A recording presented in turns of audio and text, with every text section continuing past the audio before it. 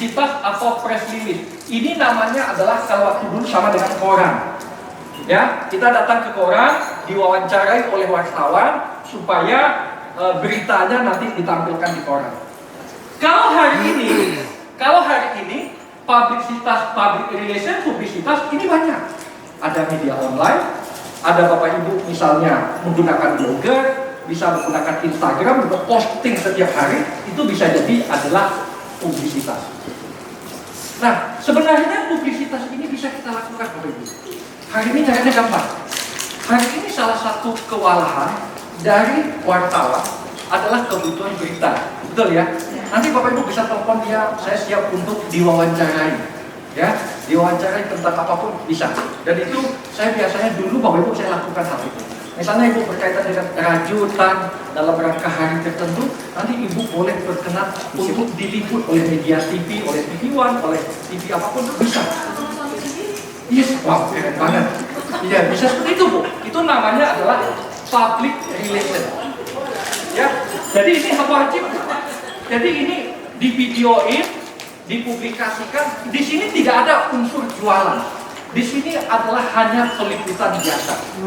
Nah, ini untuk peliputan ini bisa kita lakukan peliputan apakah Ibu lagi membuat alatnya, kalau bagi yang memasak, lagi memasaknya kita liput. Itu namanya posting biasa. Ini namanya publisitas. Ya. Nah, kalau berapa kali di dalam satu hari supaya publisitas ini bisa kita lakukan, ya. Berikutnya yang kedua adalah referral. Referral itu adalah kita meminta orang lain cerita tentang produk kita.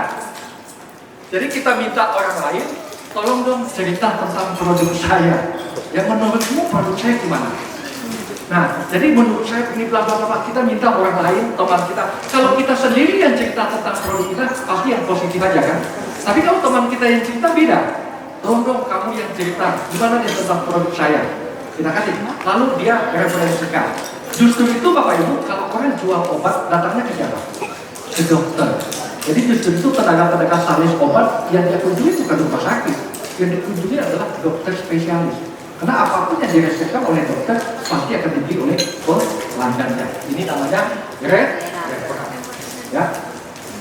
Nah, berikutnya Bapak Ibu ada endorsement. Nah, endorsement ini sama seperti artis. Ya. Orang akan gampang kalau misalnya produk kita di-endorse oleh siapa? Mungkin oleh Raffi Ahmad bisa. Raffi Ahmad lagi makan kue kita. Ini enak loh. Bla bla bla bla bla bla. Wah enak. Pasti besok pagi orang udah banjir menghampiri sosial media kita. Iya, iya. Nah, jadi referral ini wajib yang positif. Justru itu ada referral yang endorsement yang negatif bahaya. Contoh kemarin salah satu pejabat di Sulawesi Utara, dia makan bareng sama YouTuber dari Korea Selatan, tumbang dia langsung, ya. Karena si YouTubernya mau ngajak ke hotel, padahal hotel kan biasa aja ya, nggak ke kamar yang di hotel, mungkin ke depannya, tetapi konteksnya sudah negatif, maka ini namanya endorsement, ya. Jadi kalau kita bareng di digital, hal-hal begini nanti adjustment istilah-istilah begitu kita udah paham. Nah, berikutnya adalah apa? Advertising. Advertising ini adalah iklan. Iklan yang ada seperti caleg kemarin. Pilihlah saya, pilih nomor 20 misalnya. Ya kan? Saya akan menjanjikan kebahagiaan misalnya. Percaya macam-macam lah. Ya, ini adalah advertising. Ini biayanya cenderung mahal. Ya. Nah, berikutnya adalah di sini peranan yang tadi Bapak Ibu. Jadi direct mail, sosial media, IG, Facebook, TikTok, YouTube, dan sebagainya. Itu hanya salah satu cara untuk menyampaikan penawaran kepada target market kita. Sampai di sini bisa dipahami? Ya, jadi kalau Bapak Ibu fokus saja ke IG-nya, good. Fokus saja ke FB-nya, good. Fokus ke TikTok, YouTube, yes. Tetapi itu hanya salah satu cara yang dipakai di dalam menyampaikan produk penawaran kita kepada target market kita. Ya, selanjutnya.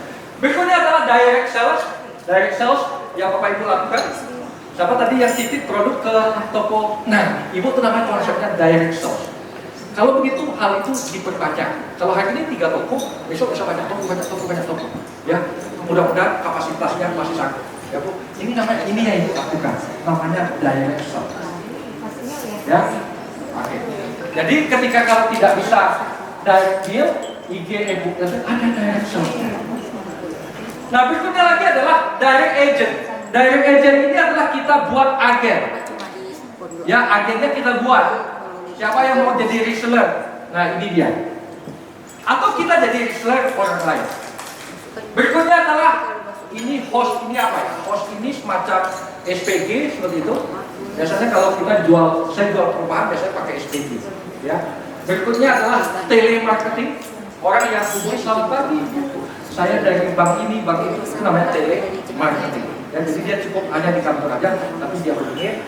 Dan berikutnya adalah joint venture. Joint venture itu adalah kerjasama dengan orang lain. Nah, yang lebih tepat dengan bisnis Bapak Ibu, ini bisa kita lakukan, ini bisa kita lakukan, ini ke atas masih bisa kita lakukan. Jadi salah satu fungsi digital marketing bisa mengcover, hebatnya di digital marketing Bapak Ibu bisa mengcover secara keseluruhan.